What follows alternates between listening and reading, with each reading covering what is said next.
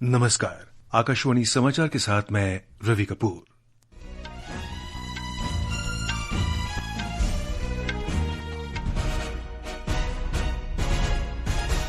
इसरो ने मानव युक्त अंतरिक्ष मिशन गगनयान के क्रू मॉड्यूल की सुरक्षित रिकवरी सुनिश्चित करने के लिए पहला एकीकृत एयर ड्रॉप परीक्षण सफलतापूर्वक किया।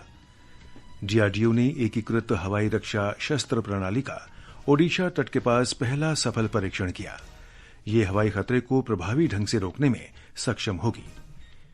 प्रधानमंत्री नरेंद्र मोदी ने कहा, जब विश्व अस्थिरता के दौर से गुजर रहा है तो भारत के पास वास्तव में आत्मनिर्भर बनने का एक बड़ा अवसर है। गृहमंत्री अमित शाह ने कहा, लोकतंत्र तभी फलता फूलता है जब विधायिकाएं विवेक, विवेचना और विधान बनाने के मूल मंत्र का पालन करती हैं। खाद्य मंत्री प्रहलाद जोशी ने कहा, पंजाब के 1 करोड़ से अधिक लाभार्थियों को निःशुल्क खाद्यान्न मिलता रहेगा। इस संबंध में पंजाब सरकार के आरोपों का खंडन किया। और ऐश्वर्य प्रताप सिंह तोमर ने कजाकिस्तान में एशियाई निशानेबाजी चैंपियनशिप में 50 मीटर राइफल फ्री पोजीशन स्पर्धा में स्वर्ण पदक जीता।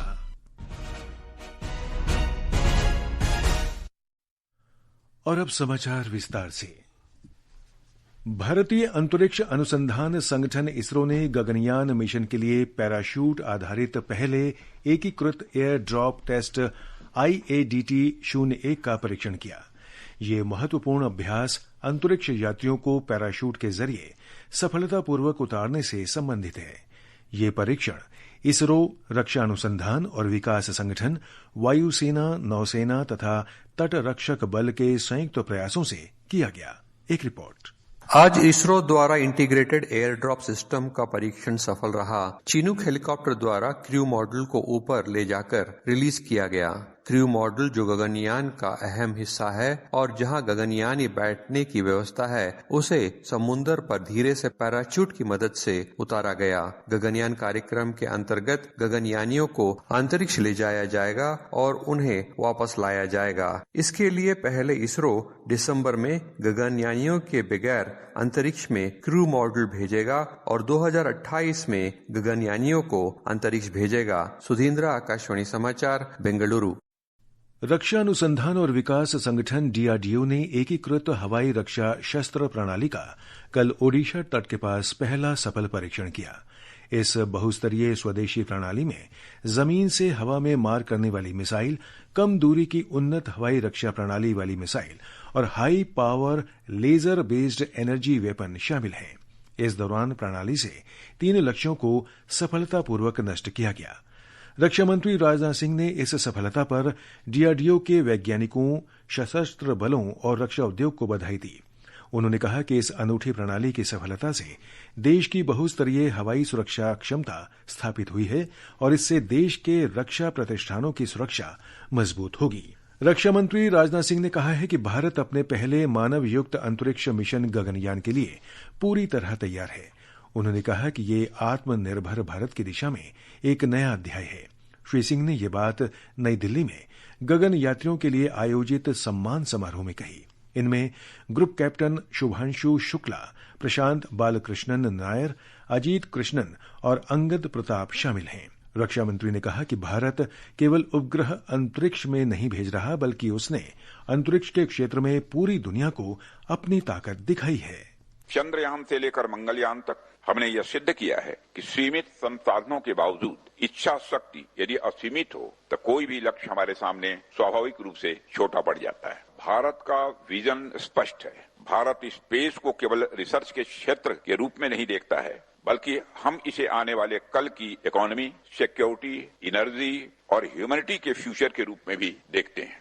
ग्रुप कैप्टन शुक्ला ने एक्सियोम मिशन के अपने अनुभव साझा किए।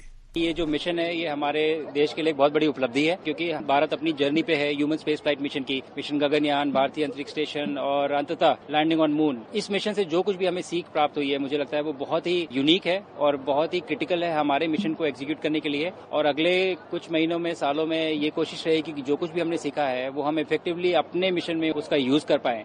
ये समाचार आकाशवाणी से प्रसारित किए जा रहे हैं।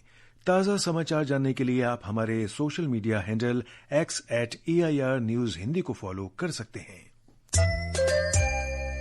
समाचार संध्या में आपका फिर स्वागत है। प्रधानमंत्री नरेंद्र मोदी ने कहा है कि विकसित भारत का रास्ता आत्मनिर्भर भारत में निहित है।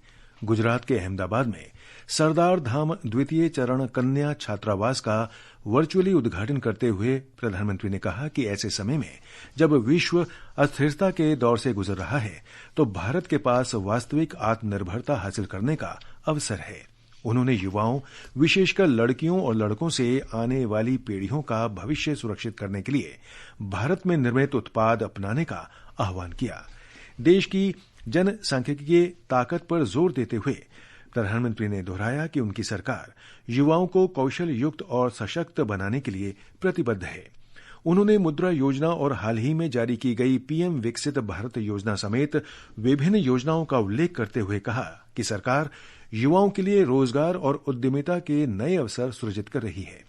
प्रधानमंत्री ने शिक्षा को प्रोत्साहन देने और लड़कियों को सशक्तिकरण के अवसर उपलब्ध कराने के लिए सरदार धाम के उल्लेखनीय कार्यों की सराहना की।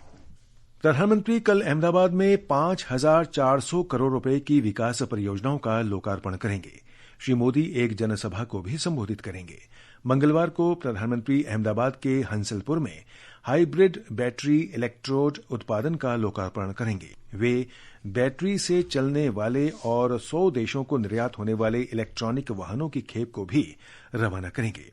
इस दौरान श्री मोदी 1,400 करोड़ रुपए लागत वाली रेल परियोजनाएं भी राष्ट्र को समर्पित करेंगे। गृहमंत्री अमित शाह ने कहा है कि लोकतंत्र तभी फलता फूलता है जब संसद और विधानसभाओं में विवेक, चर्चा और विधि सम्मत नियमों का पालन किया जाता है।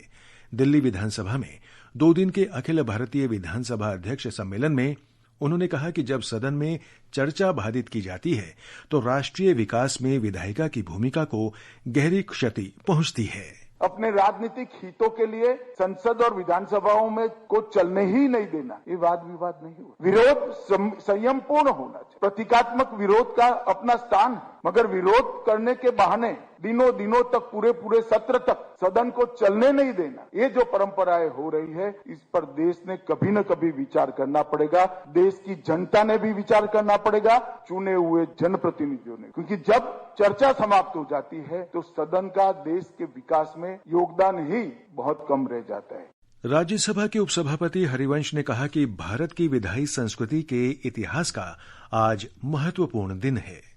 आज का दिन ही वह महत्वपूर्ण दिन है जब भारतीय विधायिका की संस्कृति विकसित हुई। हमें उसको अपनाना चाहिए आज की तारीख।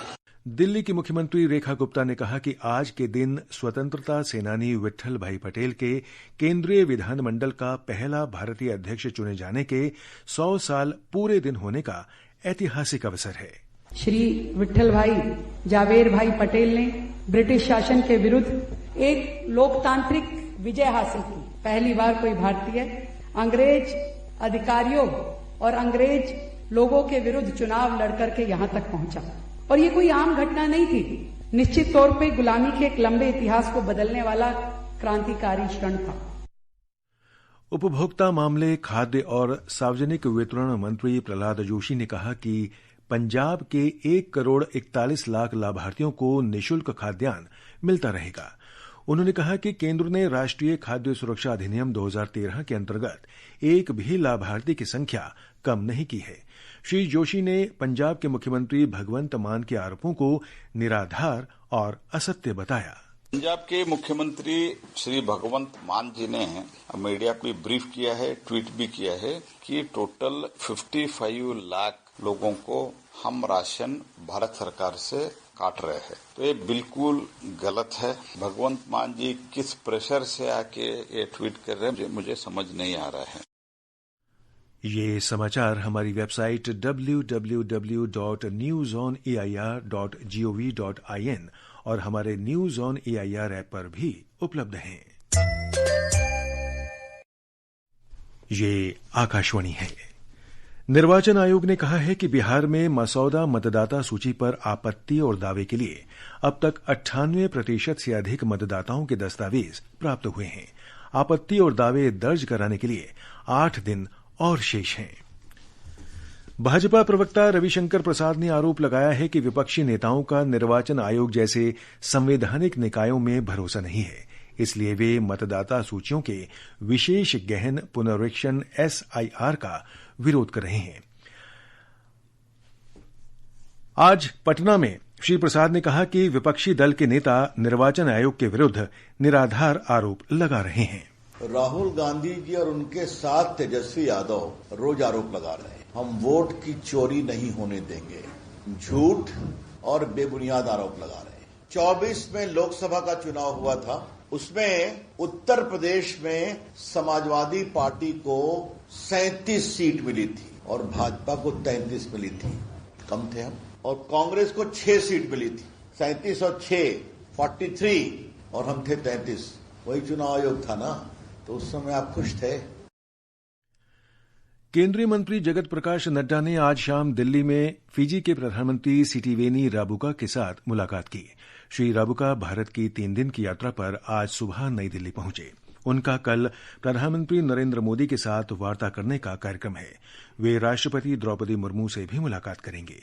ये यात्रा भारत और फिजी के बीच दीर्घकालिक और मजबूत संबंधों का परिचायक है। मौसम विभाग ने अगले 2 दिनों के लिए देश के पश्चिमोत्तर हिस्सों में मूसलाधार बारिश का ऑरेंज अलर्ट जारी किया है। 26 अगस्त तक गुजरात, ओडिशा, राजस्थान और उत्तराखंड में अलग अलग स्थानों पर तेज बारिश का अनुमान है। और अब खेल खबरों के साथ हैं शक्ति प्रताप सिंह। ऐश्वर्य प्रताप सिंह तोमर ने कजाकिस्तान में 16वीं एशियाई निशानेबाजी चैंपियनशिप की 50 मीटर राइफल 3 पोजीशन स्पर्धा में स्वर्ण पदक जीत लिया है। उन्होंने 462.5 अंक हासिल करके शीर्ष स्थान हासिल किया। फुटबॉल में सैफ अंडर 17 महिला चैंपियनशिप में अनुष्का कुमारी की शानदार हैट्रिक की बदौलत भारतीय अंडर 17 महिला टीम ने आज थिम्पू में मेजबान भूटान को 8-0 से हरा दिया। ये भारतीय टीम की टूर्नामेंट में लगातार तीसरी जीत है। उधर अमेरिकी ओपन टेनिस टूर्नामेंट आज से न्यूयॉर्क में शुरू हो रहा है। आज पुरुष सिंगल्स के पहले दौर में अमेरिका के बेन शेल्टल का सामना पेरू के इग्नासियो बुसे से और महिला सिंगल्स में ब्रिटेन की एम्मा रदुकानु का मुकाबला जापान की एना शिबाहारा से होगा। आकाशवाणी का समाचार सेवा प्रभाग कल रात 9:30 बजे फोन इन कार्यक्रम पब्लिक स्पीक में ऑनलाइन गेमिंग के नियमन विषय पर परिचर्चा प्रसारित करेगा। इलेक्ट्रॉनिकी और सूचना प्रौद्योगिकी मंत्रालय के सचिव एस कृष्णन परिचर्चा में शामिल होंगे। श्रोता कार्यक्रम के दौरान हमारे स्टूडियो में उपस्थित विशेषज्ञ से ऑनलाइन गेमिंग पर नए कानून, ऑनलाइन गेमिंग की लत पर अंकुश लगाने और वित्तीय बर्बादी से सुरक्षा सुनिश्चित करने के विभिन्न पहलुओं के बारे में प्रश्न पूछ सकते हैं। प्रश्न पूछने के लिए टेलीफोन नंबर हैं 011-2371-7171 और 011-233-14444। अंत में मुख्य समाचार एक बार फिर। इसरो ने मानवयुक्त अंतरिक्ष मिशन गगनयान के क्रू मॉड्यूल की सुरक्षित रिकवरी सुनिश्चित करने हेतु पहला एकीकृत एयर ड्रॉप परीक्षण सफलतापूर्वक किया। डीआरडीओ ने एकीकृत हवाई रक्षा शस्त्र प्रणाली का ओडिशा तट के पास पहला सफल परीक्षण किया। ये हवाई खतरे को प्रभावी ढंग से रोकने में सक्षम होगी।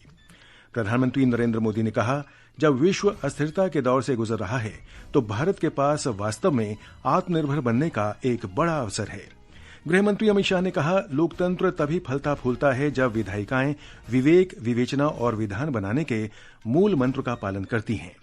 खाद्य मंत्री प्रहलाद जोशी ने कहा, पंजाब के 1 करोड़ से अधिक लाभार्थियों को निःशुल्क खाद्यान्न मिलता रहेगा। इस संबंध में पंजाब सरकार के आरोपों का खंडन किया। इसके साथ ही समाचार संध्या का ये अंक समाप्त हुआ। नमस्कार।